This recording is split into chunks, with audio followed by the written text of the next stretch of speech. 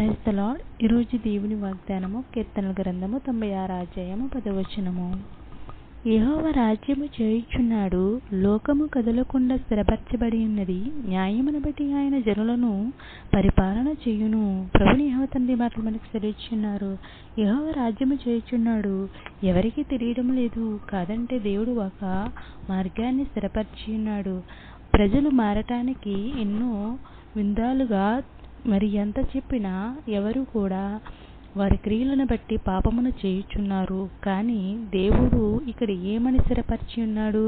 నా మాట వినట్లేదు కాబట్టి దేవుడు ఎన్నో రకాలుగా భూకంపాలు, ఎన్నో రకాలుగా ఈ లోకంలో మరియు జలప్రవాహాలు ఎన్నో, అలాగే ఈ లోకంలో ఎన్నో కరోనాలు ఎన్నో వస్తున్నాయి. కానీ ఎవరు గ్రహించడం లేదు. దేవుడు ఏమని సెలవిస్తున్నాడు? యెహోవా రాజ్యము చేయుచున్నాడు, ఈ లోకము కదలకుండా స్థిరపరచబడి ఉన్నది. అంటే ఈ లోకము కదలకుండా స్థిరపరచబడి ఉన్నది.